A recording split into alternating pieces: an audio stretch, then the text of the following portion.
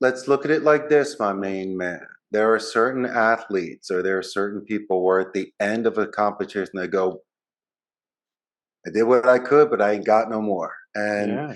they respect an opponent, not that someone is superior, but they brought the best out of them. Warning: Damian Andrews' growing revenue and profit, if implemented, will put more money in your pocket. Please use with caution.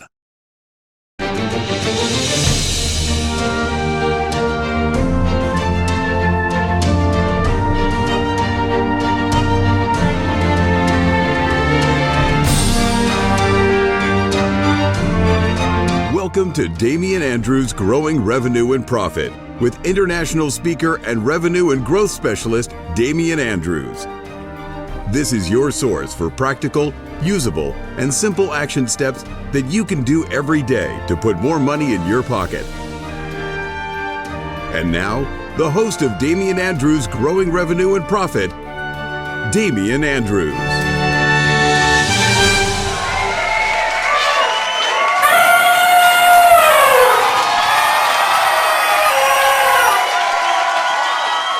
And the crowd cheers wildly to the trumpeting sounds of elephants sliding through the eyes of needles. This is Damian Andrews' Growing Revenue and Profit, the program that deals with all things that put more cash in your pocket. This is the show that handles your revenue riddles, profit puzzles, operational oddities, and culture conundrums. I am the one, the only Damian Andrews, and on today's show is the amazing and wonderful Richard Blank. Now, Richard has expertise in conflict management strategy, phonetic microexpression reading, which for verbal tell signs, and the famous buffer boomerang technique. And Richard is the Chief Executive Officer of Costa Rica's call center, a division of Cheyenne Consultants in Costa Rica. Now, Richard has shared his knowledge and trained over 10,000 bilingual telemarketers. Plus, he has the largest collection of restored American pinball machines and antique Rockola jukeboxes in Central America. And he makes gamification a strong part of the Triple C culture. Richard, it is such a pleasure to have you on the show to share your knowledge. You're doing so many amazing things. And as we were talking about in the pre-show, you've hit my heart because your building windows are green, which is my favorite color. So welcome to the show, Richard. I checked so many boxes there. Glad I made the cut. Damon, I'm so happy to be here to share ideas with you and your audience and not only make money, save money, invest money, and enjoy your money. That's what I'm looking to do. Oh, I love it. And I love those boxes that you just ticked there because I had that with one of my clients where they wanted to get to $1 billion in revenue, which they did, but then they lost money because they didn't focus on the profit component. So I love that you've touched that and we can get into that. But also, too, the key component that you talked about there is to have fun, to enjoy life. How much of that, when you look back at your history, if we're going to jump in the Wayback Machine, how much of that do you think that your success is attributed to you chasing money or you to chasing fulfillment and helping others?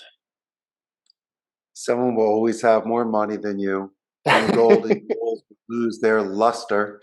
So I think if you have a zest for life, if you have balance and center, if you don't need to pay to hang out with people, and you have real true friends, then you're Yeah. legit and everything's great. But for me, I mean, I like the adventure of it. I was a language major, so I Mm. really couldn't compare notes to people that studied economics or went to study law or medicine. I just wanted to open some doors and show good faith and Mm. just be flexible for the world, just so I could be more self-reliant and, you know, more self-confident. And really what it did was it opened my eyes on where I'd be most comfortable. I Mm. could earn a living doing 1,000 things, but those 999 other things would probably make me sad.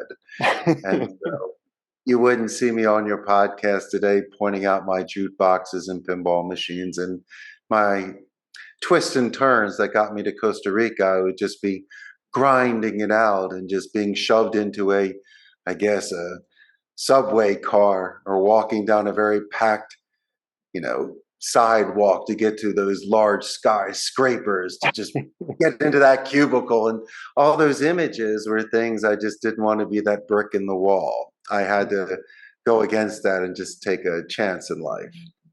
How much, I love what you just mentioned there, in that you talked about show good faith. You wanted to show good faith. How much do you think your success hinges on your integrity to do the right thing? No, they always say when the cameras are off, are you doing the right thing? Like, I base it on ethics. I Yeah. really go old school. I kind of go back to see what my grandmother and what my parents would do.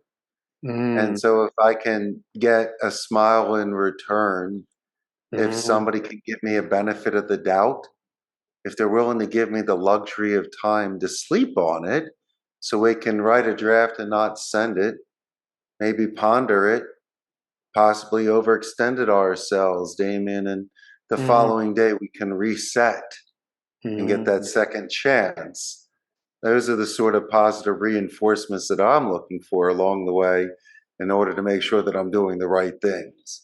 Yeah, I love that, because I mean, when we're talking about sales, and this is what we're here for, is growing revenue and profit, they need to go in hand. But when you talk about sales itself, I mean, when you're out in there doing the sales component, for me, sales has always been about showing the other person that you can do what you say you can do. Because a lot of people go out there and say, oh, I've got the best gizmo, whiz bang, whatever it is, or I can do this better than everyone else. But the question is, if you're going to get the sale across the line, it's, does the other person believe that you can do that? Is that been, similar sort of thing from your perspective when you're talking about creating that show of good faith, about creating that integrity? Well, we really focus on the pre-sale because Oh. you're talking about actually on the dance floor dancing.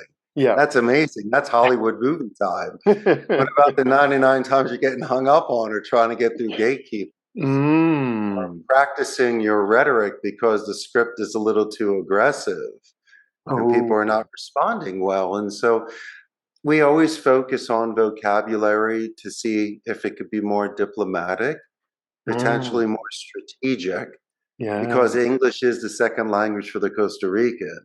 And so it Mm. not only has to be something they understand, but something they're going to want to perform and feel Mm. very comfortable with so they can ethically go home and tell their parents what they do for a living. So we're very selective of the campaigns that come in. I Mhm. always believe that people give a bad rap to a gatekeeper. I, Mm. these individuals here are a plethora of information for companies. Plus, at the end of the day, maybe the owner of the company will ask their front line, how was their day? Did anybody make an impression on you? And so what I like to do is I like to jump clouds, or we call them romantic deaths, where in the Okay. first 30 seconds, at least I'm going to be able to do a company name spike. I'm going to say, growing revenue and profits. How you doing today? I'm going to say better than you do, Damien. So at least snap you out of that trance. Then you're going to Mm. ask what my name is. You had Yeah. mentioned that buffer boomerang technique before. Yeah. Yep. Really, it's adjustments of tones. People are black and blue from being Mm. hit on or trying to be bypassed and circumvented. So what I Mm. like to do is to capture that negative tone. I'm going to say, Damien, that's an excellent question. My name is Richard Blank. So I'm going to name drop you and buffer it. I'm going to let you know it's a great question. Glad you brought it Mm. up. I'm going to repeat your question to show active listening because these are Mm. little first down anchoring techniques, and then Yeah. send it back positive. And so let's just say hypothetically within that first 30 seconds, I'm going to be transferred to a decision maker. I'm going to let you know verbally it's a positive escalation. I'm going to Mm. let you know that you did a great job. And when you transfer me, I'm going to give the gift of that positive escalation because you gave me the pass to pitch to speak to Yeah. the business owner. So instead of starting at a 10, now they're starting at a 2 on defense. And that got adjusted into a forward motion. And so all you're really doing is learning about this company culture prior to any sort of contracts. And you're Mm. buying time, Damien, 30 seconds at a clip, and you are Mm. confirming things so Yeah. you can put it to bed and bridge. And so people are not in the now. I think they're losing their spontaneous Mm, gifts, such as Robin Williams made him a genius. And so there are things that pop up on these phone calls or in a LinkedIn profile or on a website that could mm, easily be used to show your due diligence. Like mm. you and I, prior to this podcast, we have so many things in common. Imagine if you had that preparation prior to launching that arrow. Yeah. Now you're fighting differently. These are long bows. Now you can take some really good shots. And I've seen distance. Yeah. I've seen momentum. I've seen at least a custom made voicemail or email will get me a larger percentages of a callback or a Yeah. response. Didn't say I'm closing the deal. Oh, my Mm. friend, at least we're dancing. And then, it's really yours to lose. I love that what you're talking about there because a lot of people, from what I hear, well, yeah, from what I see a lot out there, there's a lot of rhetoric about getting that that one key line, and an example is in people going, oh, if I could just get that one ad on the Super Bowl, and that one ad on the Super Bowl is not really going to get you much of anything because it doesn't create that relationship. What you're talking about, I love that you said that before about, it's not about those lines, all the homework that you've done beforehand about creating that relationship, about creating that connection. And even you mentioned the gatekeeper. I mean, how often, the whole point of the gatekeeper is to keep the gate. And if you treat the gatekeeper with disrespect, it's going to be hard to get the key to open that gate. Whereas even if you can't get through, if the gatekeeper is really, really good, you're not going to get through. But if you create a relationship with a gatekeeper after several, as you said, don't give up on that first call. After a while, you might actually create that relationship where you connect with the person. Is that where, from your perspective, you had this study of language? Was it understanding that you're dealing with people? And I know for me, and this is terrible, but I learnt too late in life that people don't remember so much what you say, but how you make them feel. Is that understanding of language, helped you from that perspective of creating that connection with people? Everyone's a riddle. I can't give you $1 million crack code, and I didn't write a book on it. This is what Yeah, I do know, that you like me enough to have me on your podcast. I yeah. found you interesting enough to binge listen and to write you and to let you know you're doing some great work. Mm, And also, not to tell all the information, but there was a hiccup on my end.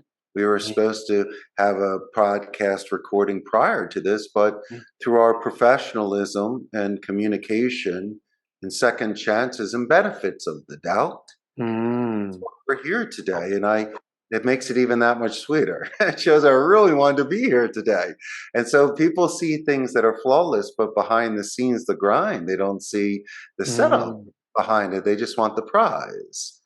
They just don't want to train 6 months before going into the ring. And so to me, I enjoy the gym. I enjoy mm. Rocky 3.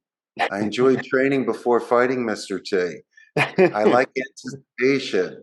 I like the build up. I like the balance. I like the mindset. I like Mm, repeating in my mind the success and possibly even being a devil's advocate, not that I'm looking to lose, but I always believe that character is judged during chaos. And if I have mm, every solution for anything that could potentially go wrong and be at the ready, and then by all means, throw as many as you want at me. I'm going to catch each one. It's almost like a game at that point. You're almost too prepared for an exam. You finish mm. early and you tell the teacher that you'd like to write more. So for me, what I like to do, I like Mm, to educate. And so my clients like to bring things to me, and I will try to compare to other verticals or my experience, or I'm going to mm, let them know that I don't get the warm fuzzies from it. You're being too aggressive, or you're not calling the right area, or you're not training or giving us the right resources. And so mm, you want to reduce attrition. As much mm, as I can sell this thing and try to promote it, really the market speaks. And since mm. Amazon is here, Damien, we compete. Besides a base salary, benefits, location of my pinball machines, the agent would like to be happy if they're Mm. doing something 160 hours a month, Yeah. especially in a cubicle where it may seem monotonous. Mm. And you have to think about the reduced stimuli of the Yeah. taste, touch, and smell. These things are not being used over the phone, so they aren't being robots. They become plastic. I try to always emphasize the art of speech Mm. and the synergy of it, and not falling into the sort of people look down on telemarketers sometimes, or they see it Mm. as a transitional type of job. You and Mm. I both know someone is very talented on the phone. They can grow a business. They can Yeah. retain that client and get that upsell. You were talking about relationship building earlier. I guess my main man, you need to be sincere. It's like telling the Mm. truth. You try to put up a front, you're going to get caught. Sure, we're wearing suits tonight and we look very nice. It's Mm. because we respect what we're doing here.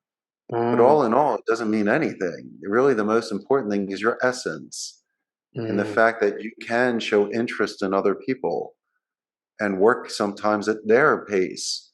If they have a protocol, if they have parameters, don't always try to cold call close them. It's not like Blake and Glengarry Glen Ross. It's not what we're trying to do here.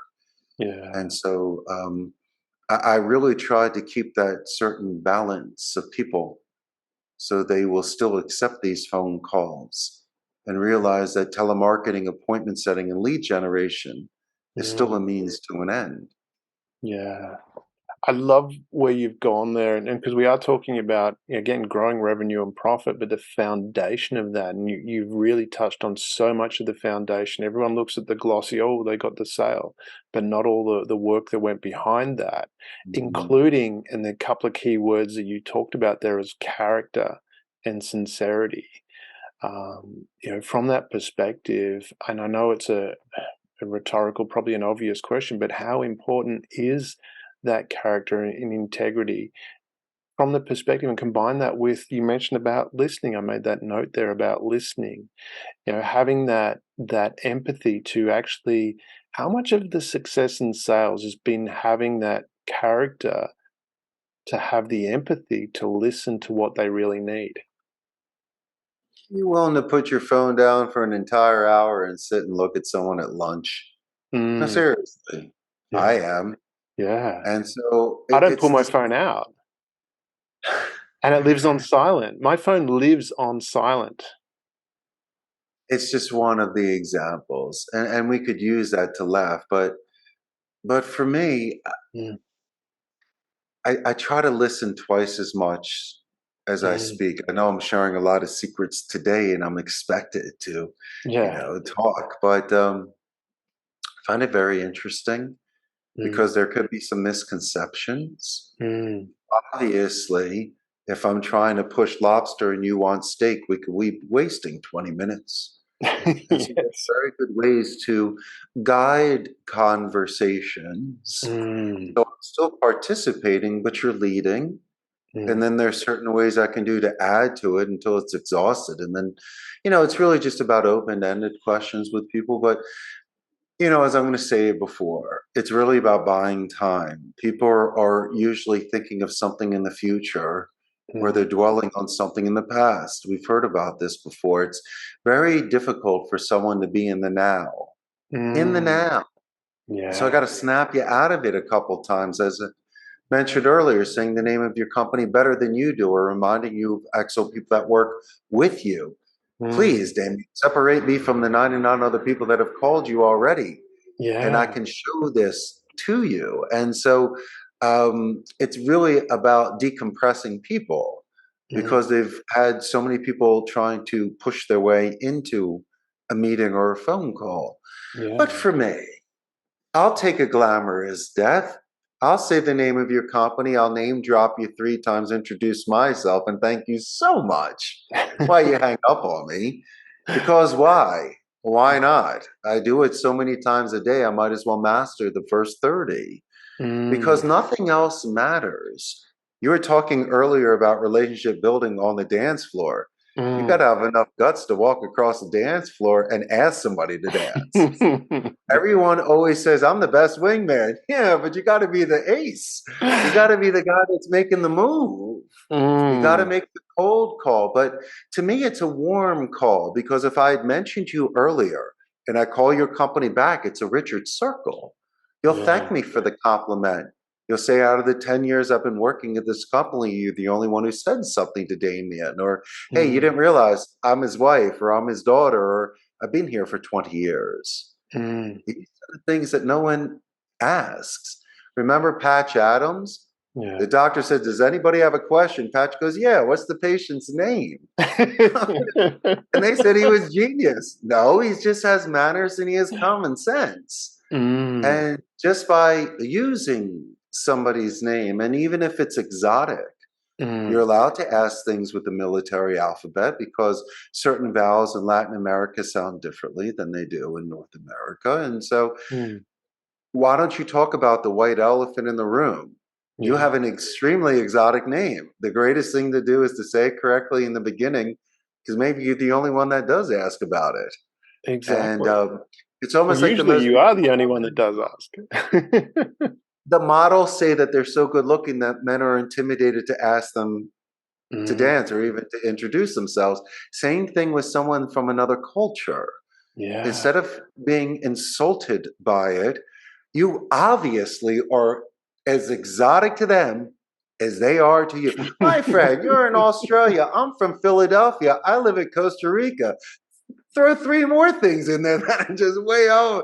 And so it's that you need to ask clarification questions. You need to separate piles for people. It's much easier to carry smaller bags. And there's nothing wrong with that. It's inquisitive. It's really being educated. You can't. Okay, fine. I understand where people go by saying, what's wrong with your accent? Or your accent sounds different. No. You can say, Damon, for my clarification, your accent is not from the United States. Is that correct? So we can just play a guessing game that way. And so a lot of it is falling on swords. I can ask for clarification or an edification as not to insult you, but to show you, as you said earlier, good faith, to understand you.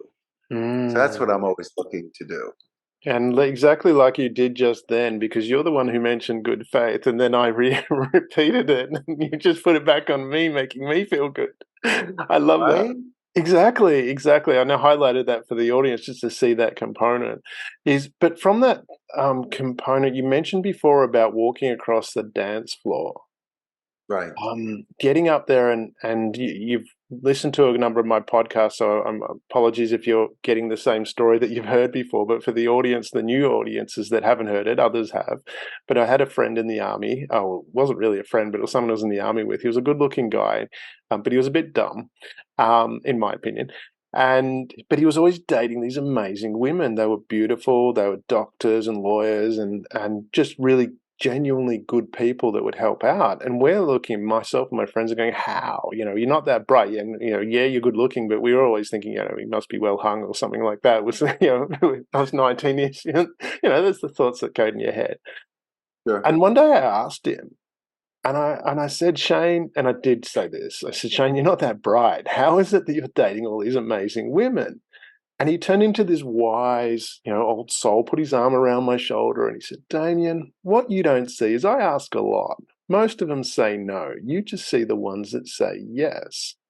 And when we come back to your comment about character, how much of that in that character is it going, okay, let's look at myself as being worthy of asking the question. Maybe we don't have an alignment. Maybe there's a reason why this person says no.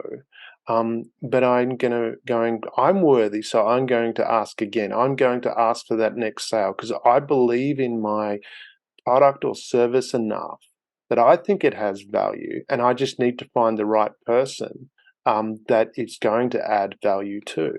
How much of that character do we need to have to just keep asking? Let me ask you a question. What happens when a boxer goes 15 rounds but loses on decision? You still respect the fighter? Of course, yeah. Did they do everything they could to win that fight?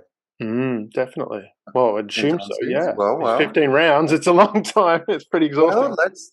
let's look at it like this, my main man. There are certain athletes or there are certain people where at the end of a competition they go, I did what I could, but I ain't got no more. And Yeah. they respect an opponent, not that someone is superior, but they brought the best out of them. Let's Mm, say you keep me on the phone for 15 minutes. yeah. I literally answer every single question. But Mm, then you say, Richard, do you do graveyard shift? I go, Damon, unfortunately, I don't do 24/7. Boom, kill that deal. Hey, do you guys speak Chinese? I'm looking for some Chinese support. I go, we do Spanish and English here. So once again, I'd have to pass on that. And mm, then I match the rates that are offshore in India and the Philippines. I could offer it, doesn't mean they'll take it. So mm, doesn't mean that we do not want to work with one another. We're mm, begging to, but by default, sometimes it's just ships in the night. It just doesn't happen. And so mm, why don't we take it on a case by case and we can't keep forcing fits. mm, My goodness, you go 15 rounds with someone, and from an educated point of view, they make a decision that mm, you just can't work together ethically. You just can't take the contract, or it's just not going to happen. mm, That's incredible. And so the main thing is going distance and getting that mm, time. And so I can live with myself if it's not a right fit. If someone goes, yeah, we're good, click. I didn't even say Damien growing revenue and profit yet. You just hung up on. You said we're good, thanks. I know you're good, thanks. But listen, the king that never listens to anybody, they don't last long. Some kings mm, listen to some people. Maybe they forget gas for their car. Still doesn't work. Listen to mm, everybody. And then through yeah, deductive reasoning or whatever it is, choose the best. mm, Because the people that work with me have given me some of the greatest ideas that, as you say, we might oversee because of distractions or just mm, routine, or in mm, our offices all day, we don't hear the chatter. And so keep that open mind, put your ego aside, and mm, mind you that there are people there that are looking for your best interest. It just doesn't always have to be financial or mm, something where it's office politics. As you yeah. say, there are people out there that open doors and that are very Definitely. are thoughtful of others. Mm. That thoughtfulness component you're talking about there, because when we're talking about negotiation, I teach this other program called Negotiation Magic, which is a very high-end negotiation program. But one of the things we look at is what's called the zone of potential agreement. So if you're in sales and you're wanting to reach an agreement, first you've got to find out whether they have a need for what you've got. And part of this is coming back to listening. Is that from that component, from your perspective, how do you encourage people to want to listen? Is it people just have that character and some people don't want to listen? Or from your experience of working with the 10,000, over 10,000 people and training them, are people able to learn that? Or do most people genuinely have that inside them, you just need to bring it out? You can set it up prior to saying something. I might, Damien, may I Mm. make a suggestion? And you Mm. say, sure, Richard. Yeah, your tie's crooked. So sometimes you can ask for the permission prior. You Yeah. can set the sort of reaction before it's done. You Mm. know, I don't like when people say, I want to tell you the truth, or usually, I usually do things like that. No, these are the sort of things where you have to be forthright with people, Mm. because the best relationships are built when, I guess, you get through something together. Band of Yeah. brothers, right? Because good times are good times, let them roll. But if you work through some sort of bumps with somebody and you get to see true character, I mean, that's amazing with people. But for me, the greatest comedians are Mm. the ones that can, I guess, make jokes about themselves. And I'm a firm Mm. believer that if you're vulnerable, it really makes you powerful. And Mm. so I'm allowed to share my own experiences of starting a company, sitting in a cubicle, making a phone call, getting a sale, getting rejected, working on scripts, QA. Okay, I can definitely relate to whatever this individual is bringing to the table on a personal note, and I like to do it where they get to see me prior to the suit and the CEO.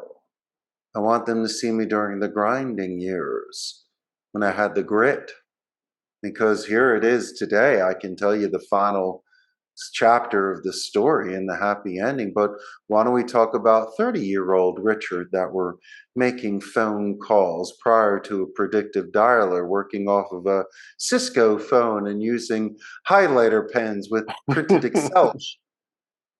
Fun days. And so these are the sort of coming of age moments you need to talk to people, because you can't really expect people just to plug and play.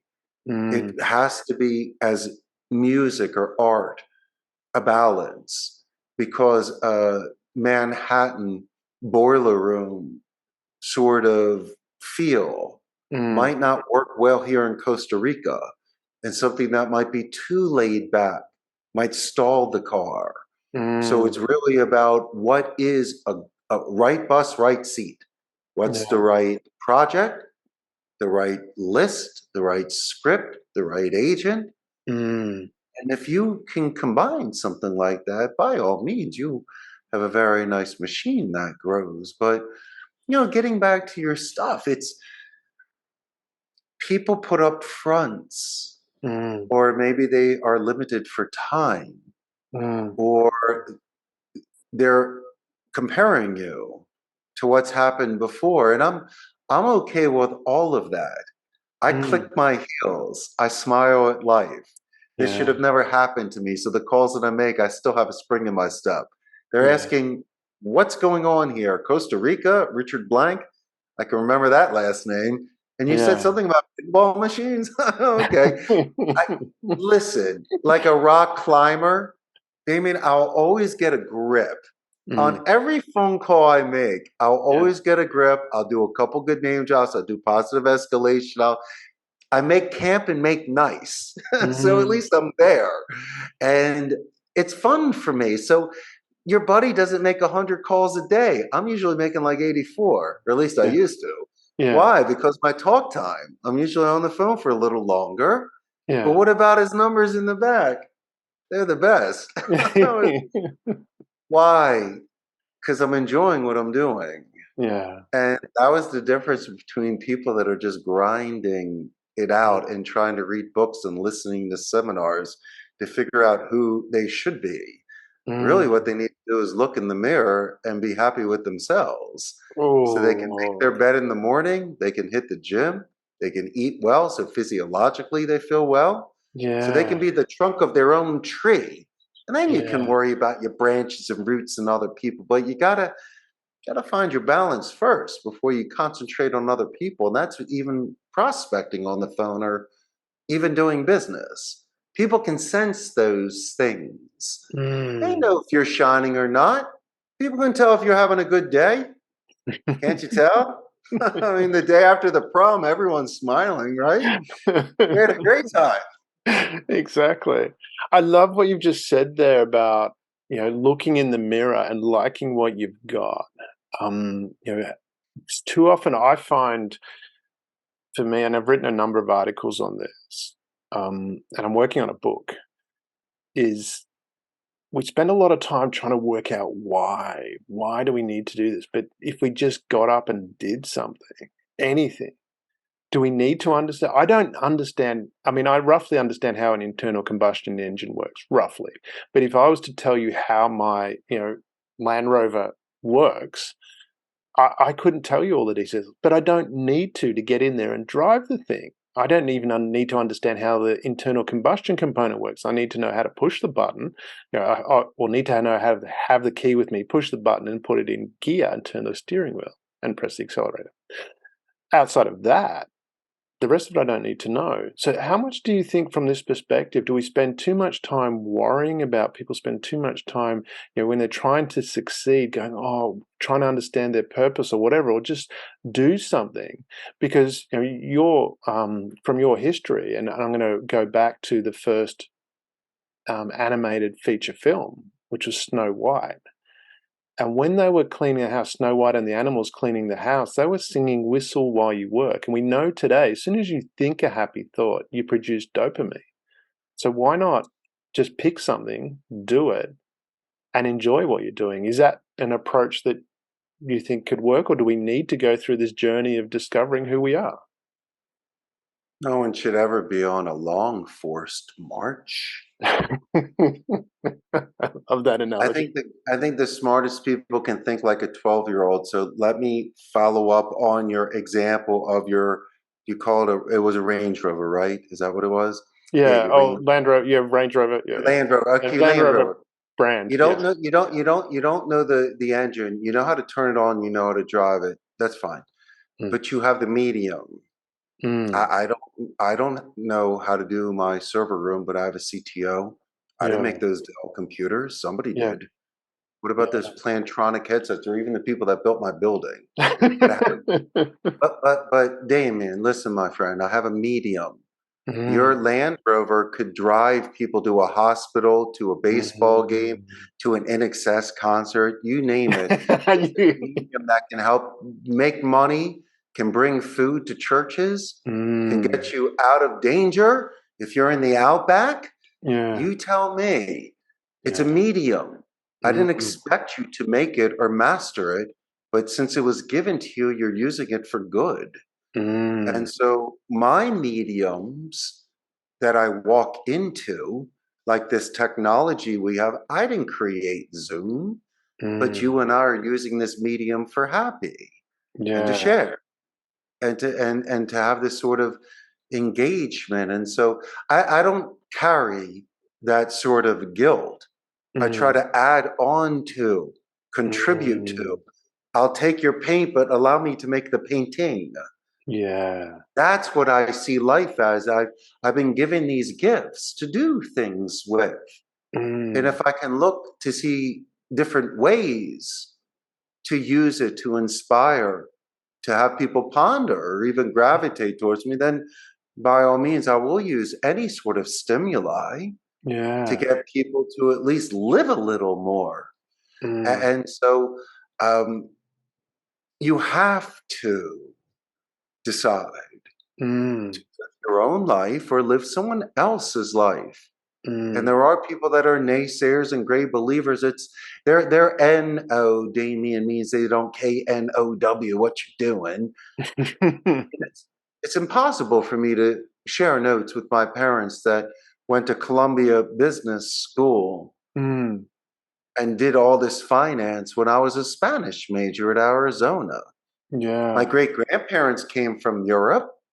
Okay, great. So I can compare myself to a couple generations back that were nomads. That was my argument to my parents at 18 years old on why I wanted to study languages compared to going to Ivy League. Because look what our great-grandparents did. They were entrepreneurs. They left Eastern Europe, came to New York, were in the fashion industry, made their money. Look at the lives they provided for us. So I'm taking that momentum in blood and I'm going south. Why? Because I want to leave a castle, Damien. I want to slay a dragon, maybe save a princess and become a prince. Because if not, then I'm living in a box without walls, and no money can pay for that. There's no satisfaction. Where do you think that drive comes from? Because I've talked to and I've worked with a couple of organizations, in particular with some countries that are where the people are repressed, and it was okay, I want to help them, give them some sort of education. We had the capacity to do that, and I was going through that, but people that weren't even in the country from that origin wouldn't even step up to do an interview. And I was like, I don't understand that. I mean, I look at, and I use this analogy a lot in respect of, because most people know of America and most people know that how it was founded. And there was an uprising where people said, no, we're not going to be under this. We want to create our own destiny.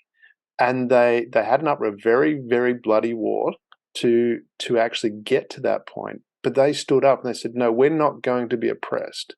That's how they saw it. And we're going to create the culture that we want to create.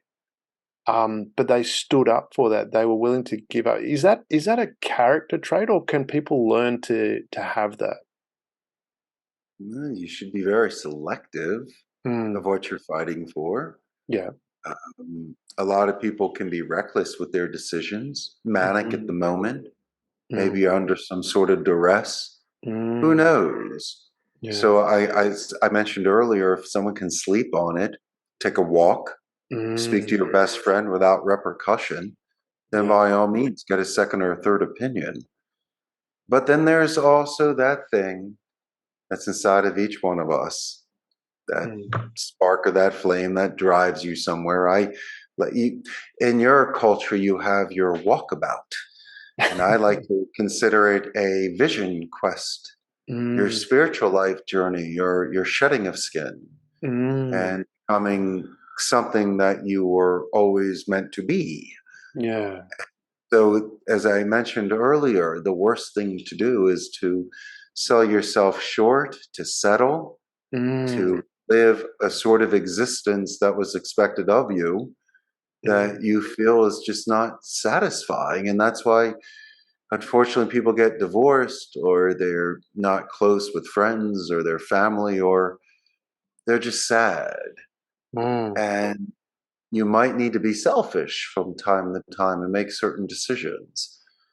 Fortunately for me, by learning that second language, I was getting such reinforcement in and outside the classroom. All the world was a stage. I could really fall anywhere and be happy doing this. And it just so happens at 27, I was given a 1 in a million opportunity to leave the United States and move to Costa Rica and work at my friend's call center for just a couple months. And I decided to stay and get past my parents' guilt. And 2 months, Damien, turned into 4 years. And so how I built my business was I learned this business from the inside out, but not at sea level. And one of the greatest gifts that I got, yes, $1 million bit of advice, was that I heard people griping about the good and the bad and the happy and the sad. And I realized that really all people want is just their dignity, and for bosses to extend any sort of empathy towards them. And by just knowing somebody's name and playing games with them and breaking bread and showing active interest in their careers and their developments, I've been able to build a foundation of people that have been with me over a decade. And so it's very humbling. I mean, without wind in your sails, you're not moving. And so having this sort of collective physics is incredible, because it's, you might think you have friends, but if no one shows up at your Chuck E. Cheese party, you don't have it. And as much as you have drive and intelligence in business, the market speaks. In order to grow, you need to delegate. People need to believe in you. And so don't overextend, don't oversell it, because eventually the people will see what's behind the curtain. And if you disappoint them, then you can never really get that back. So it's better off to have that open air kitchen where people can really see what you get, and hopefully they love it. And if they do, then you're going to do great. There's 2 points I want to address. There's one, and you talked about overcoming your parents' guilt.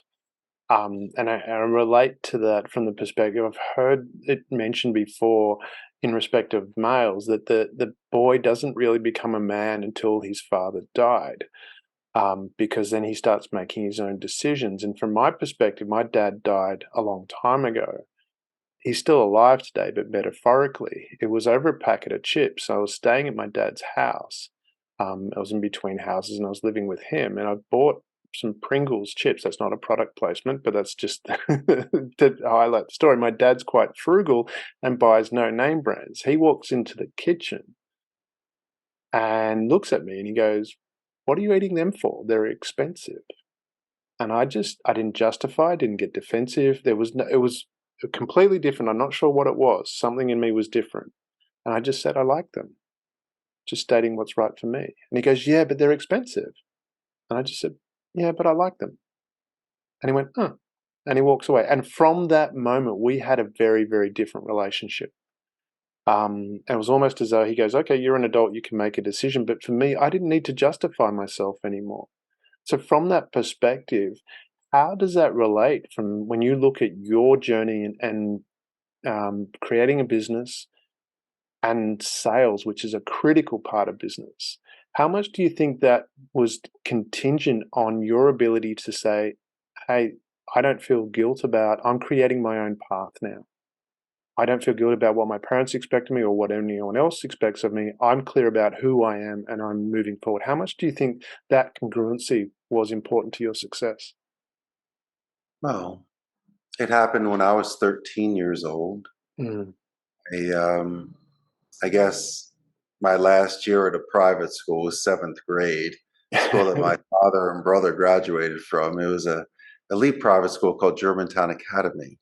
Mm. And so really from going from private school to public school, 60 kids to 500 kids in your class, Yeah. that was a big change.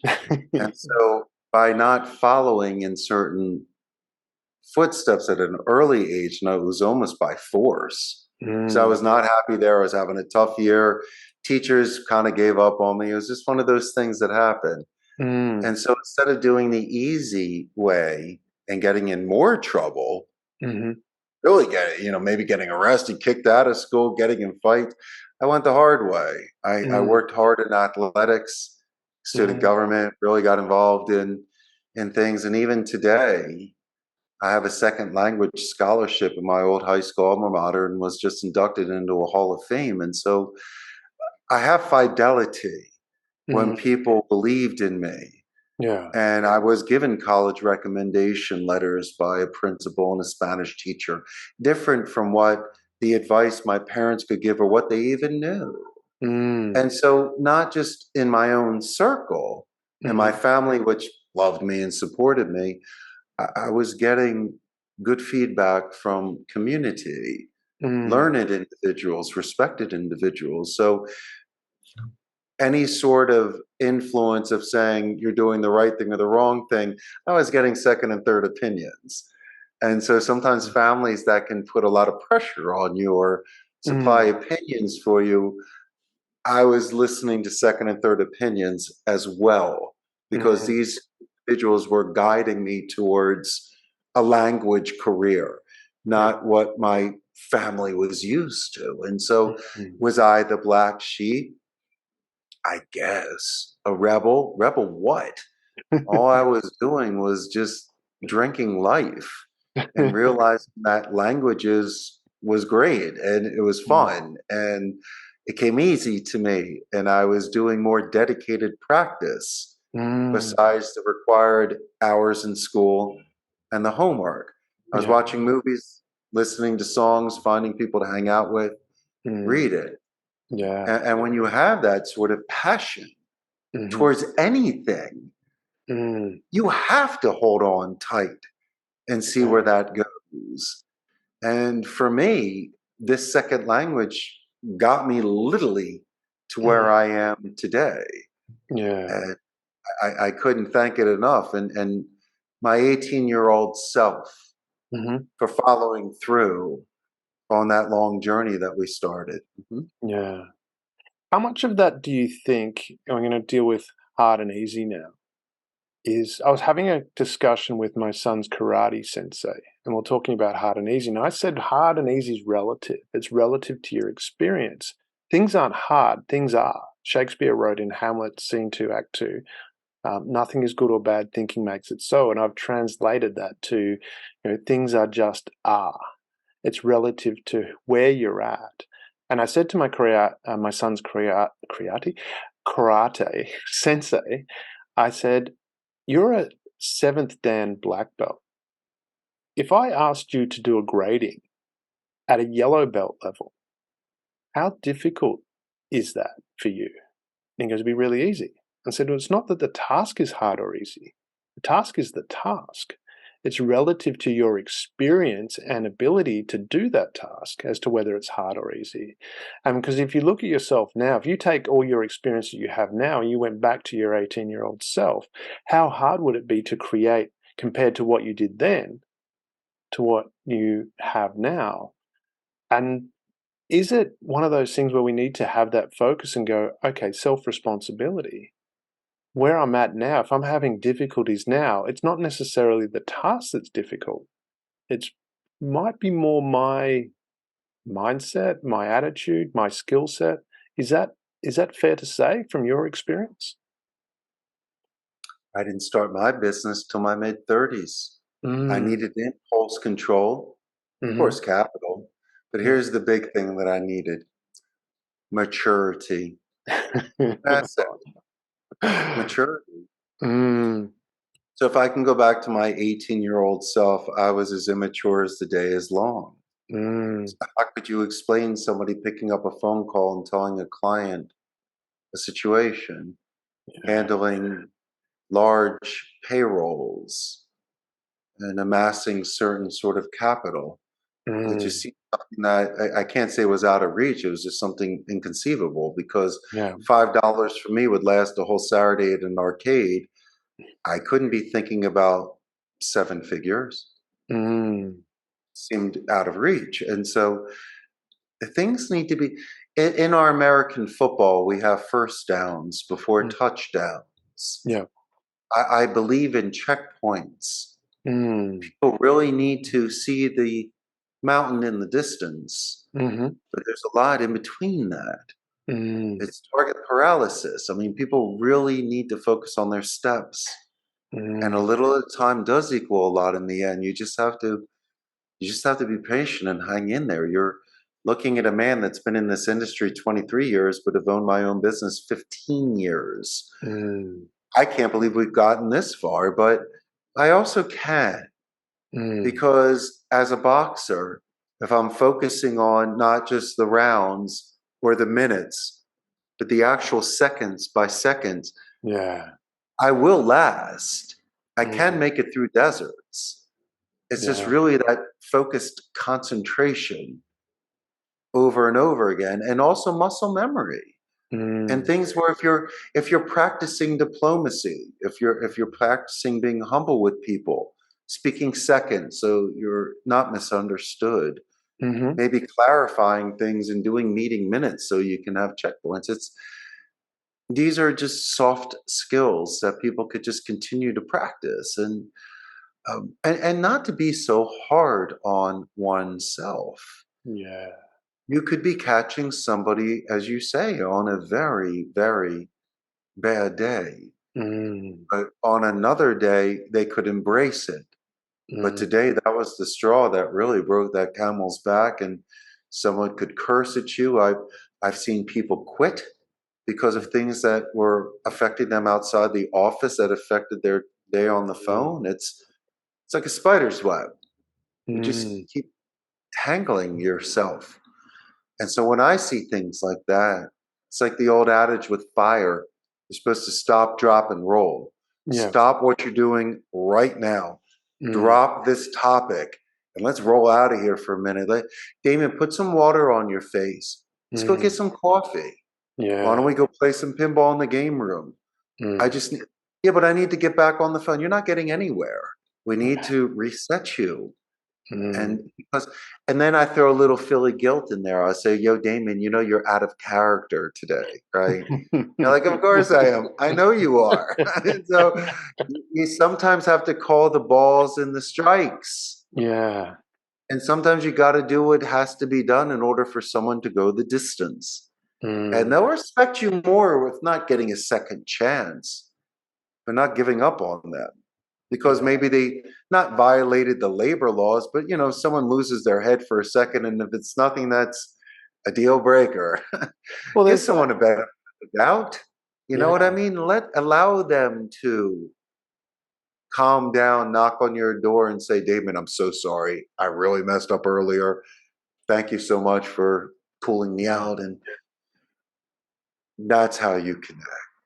I love that. That's I how mean, you I love that you're talking about games as well, and using that the the games, because I had an experience with my son. We were playing a racing game, and we've got a racing simulator. So he was sitting in the driver's seat, and he's driving, and he was having a shocking, because we were going one race, and then we'd swap, and I'd race, and he'd race, and I'd race, and we're going back to sports. And then he's having this shocking race, and I could see, and he's probably getting a bit tired too.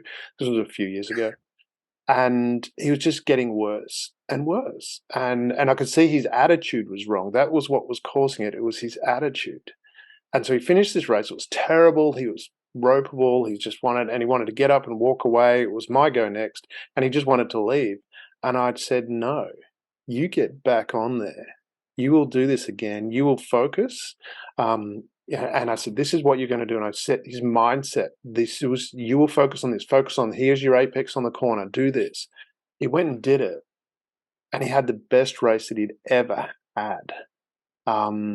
And it was purely because of that focus and that reset, which is where I want to, and you mentioned before about, playing, video or pinball games when you were younger and spending the afternoon, which, I can relate to. And is that, when we look at you tell us a bit about this love of pinball machines, love of jukeboxes, and what's the favorite music that you play on your jukebox? That's very easy to answer that question. Man, For, you set for the that one audience, up. we said, I said, look at that, In Excess.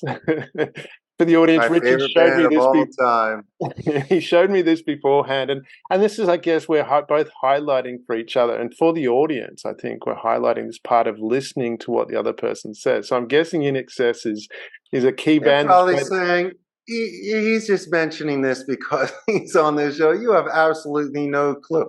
I saw them in Philadelphia at the Spectrum in '88, but here's the show. I paid $100 for a $20 seat to see them at Union Hall, July 15th of '97. It was an In Excess show, so there was no security. About 2,000 people in a small place, but I was front row center, and I was able to shake Michael Hutchinson's hand. Same thing with John Barris when he finished the show. But it was cool, man. It was a connection with In Excess. And so you guys created some of the best rock and roll ever. And their story is great, too. It's a perseverance of band of brothers and best friends that not only toured the world, but grinded it out in all those old mining towns and hit the road. And they're doing albums and tours every year. And Chris Murphy, I mean, you guys, if you think about your culture and what you've contributed to the world of music, even with AC/DC. I mean, come on, this is some fun stuff. The vinyls and Crowded House, good stuff. But anyway, let's get back to well, from that perspective, though, we've got to add that in because I have a similar experience to what you had with In Excess. Whereas I was up front, exclusive. I paid a lot of money for that. I think I paid $2,500 for the table at the front of the concert. And for a singer who's well renowned, who overcome tremendous adversity to be able to sing, and I got to shake Stevie Wonder's hand, as an inspiration. Stevie Wonder's cool. It's just like someone that overcomes adversity. So we have a lot in common there, where we sharing a love of music and connection with people and wanting to relate to that experience. It was wonderful. One of my mentors, and I considered a master, was the late Helen Keller. Because the scientists, they know that when you lose one or more of your senses, the other ones get expanded. Now, Stevie Wonder, I mean, we're talking about a musical genius and the coolest cat in town. Huge fan of the work. Helen Keller as well, once again, created language, bridged from silence and darkness to the world, inspired. And so for us here, I believe that we've cracked some codes. Naturally, on the phone, you're losing your taste, touch, and smell. Hearing should be expanded. But I believe in image streaming. There is description, imagination. Books are better than the movie. And so as long as you continue to use colorful speech and adjectives, there's no reason why you can't keep gaining people's attention and making these conversations incredible. But So this passion that I have, well, one man's trash is another man's treasure. And I grew up in the 70s and 80s, and pinball was exceptionally expensive. So Was. for It me, is now too. To as try a and find some running, good machines, it's very expensive. people expect now that you're an owner of a company, you should have a Rolex and you should be driving some like Rolls Royce or something. I feel like Tom Hanks in the movie Big. You give me a wad of cash, I'm looking for video games. Just like a kid. Maybe some cotton candy machine. That would be next. But the Oh, main thing yeah. is the craftsmanship. This is gorgeous one behind Mm, me. She's a 1961 Rocola mm. Regis. I got 6 jukeboxes and I got 13 pinball machines. The oldest one is a 1976 Bally's Freedom. And then you're Wow. looking at the one in the mid 90s is an Arnold Schwarzenegger Last Action Hero. Oh, And you'll find them here and they're in mm, bodegas or sitting somewhere and you'll pick them up for a couple $100. yeah. And then in the United States, there's some places you can order some equipment. I got the electricians here, Mm, move them here, fix them there. Not mint condition, but you're still looking at a machine that has a nice value to it. But mm. I'm not looking to sell them. That's the one hill I'm willing to die on. My wife says, as long as we have the space, you can have them. So as long as I have this call center and a game room at home, I'm good. But I love the marquees and the play fields are incredible, especially some of the older pinball machines before they started having the laminate and like this Oh, really high end stickers that they would do for their play fields. It used to be painted wood. And so yeah. the cracks in the wood. They have their originals and they're gorgeous. And so people that maintain these older machines from the Mm. outside artwork, right? Oh, And the play yeah. field and the marquees for the old wheels that they may have. I love them. And so when they're here, I try to hold my excitement, but I Mm. can't help it. It's like Bo Derek and Dudley Moore in the movie 10, they're running towards each other on the beach. And then I start getting angry because they're putting things on it, like a bird crapped on it. It's in a corner. You don't put baby in the corner. So I scold them a little bit. And they're even, it's like they feel guilty and then they lower the price. Don't ask. These things are crazy when I go meet these Mm, people. But here's the skinny. And this is where I get these sales because they get phone calls and people compete. mm, But I love these machines so much. yeah. And they know that they're going to a wonderful home. I'll Mm, bring stuff to, it's Wildcat 125. I have this liquid. mm. I can shine them down. So I'm looking at him and go, listen, Billy, come here, buddy. Come over here. And I'll show him exactly what I'm going to do. I go, you can't sell this to anybody else. You know Yeah. I know what I'm doing. And so um, that's how I've accumulated so many. And these games are older than the agents. And they tell me they play virtual pinball. Listen, there's a lot of things virtually that's not as good as real life. Yeah, And 'cause pinball is one of them. And so I get them to feel the machine and they can appreciate the Who and Elton John's pinball Mm, wizard. And it gives mm, them a chance to decompress, let off steam, recharge batteries, meet people from other departments, Damon, and even especially hang out with me. mm, And check it out. Prior to large training classes, we mm. put the 20 agents in the game room first. Yeah. Start with dessert first. So everyone's best friends. So when they Mm, come into the training room, instead of absorbing, now mm. they're contributing because they're chilling. I mean, do Yeah. you understand? And so I've gotten such mileage out of these machines. People compare it to almost Willy Wonka's place when you walk into the factory. It's just, it's fun time. You got to definitely enjoy yourself. I'm definitely coming to Costa Rica to get a ride in that limousine that you talk about to your office. But what I really want to highlight here for the audience, because and I mentioned it at the start, people are in this area when you're talking about growing revenue and profit. They're looking for the Super Bowl ad. They're going, if I just had that one Super Bowl ad. What you need, if you really want to grow the revenue and profit of your business, just rewind the tape a bit and listen to Richard's enthusiasm, to his passion for what he does. He's focused. He knows what he's after. He knows what he loves. And that focus transmits across to everything that he does because he's connected to it. And that's your Super Bowl ad. In my mind, correct me if I'm wrong, Richard, but your passion, your desire to help people, to contribute, to make other people's lives greater is the one of the, if not the key factor to your success. Well, it gets their attention, but also given the opportunity, I built an Art Deco building with big bay windows with your favorite color green. We call them the jade color, right? I love jade. And, I was going to call my daughter Jade if I had one. Of course. Neon marquees, just like the old theaters from the 20s. So if you ever get a chance, then you do it. You were mentioning the limo. Not the kind of limo that your audience is thinking. It's a restored 1984 300D Lang. That's why I want to be in it. It's like awesome. Yeah, we took out the seats in the middle, ripped them out. Yeah. Put in a bar. I painted it black. I got the white walls, and I found old school like hubcaps on it. So it's cool. It's real cool. My influence from that was Remington Steel. Pierce Brosnan show back in the 1980s. And so you always had to pick your clients up in a limo. That's what I always had to do here.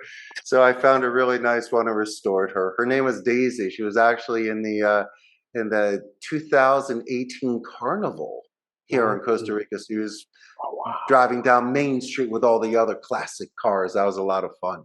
I love it. We've got to wind up. Richard, before we go though, can you, if you were to sum up or give a nugget, key wisdoms, if you want, more than one, what would be the key thing that you would want the audience to take away from this discussion? Fortune favors the brave. Oh, my goodness gracious. You stay home, you're not going to meet anybody. You got to go out and you got to live your life. And if anything of nothing, start small. I mean, the best thing to do is to maybe just compliment people, the people that you see every day, the people that might be working at stores or restaurants, or people that the neighbors that you see. Remember, you are the medium. You're the ones that can bring people together. And once you can start doing things like that don't involve money or any sort of pressure, and things are done in a woo way where it's just a natural, there's no, like I was mentioning, wind and currents and water. That's why we have sails. That's why you don't need to row. And so I think if you can find ways to allow physics and gravity to work to your advantage, then you're not going to tire out. You're not going to pucker out. You might be able to go the distance. Your body and mind can only take so much. So as I mentioned, do not be hard on yourself. Learn to love oneself. Take care of yourself. Be able to look at yourself in the mirror. That's the most important thing. You know, shoulders back, chest out, chin up attitude, because I'm 50 years old. I got another 50 years and then that's it. We're done. And so I'm just going to be pretty much enjoying the rest of my life. And I can't thank you enough, Damon. I really enjoyed this time today. Your audience is great and you bring the best out of us. Richard, I'm blown away. That's sage advice. It's just amazing advice. And that's where I really encourage the listeners. Focus on that advice. Don't focus on all the trends or whatever. Focus on what Richard has said in here, the fundamentals of being kind to people, having a purpose. Richard, thank you very much for being on the show. I'm not going to try and repeat everything that you've said because it's just so much wonderful information. Thank you for taking the time. It's been such an honor to chat with you, and hopefully we can have another chat in the future because I'd love to do that. Definitely. I'll be flying out to Australia for the second podcast. Awesome.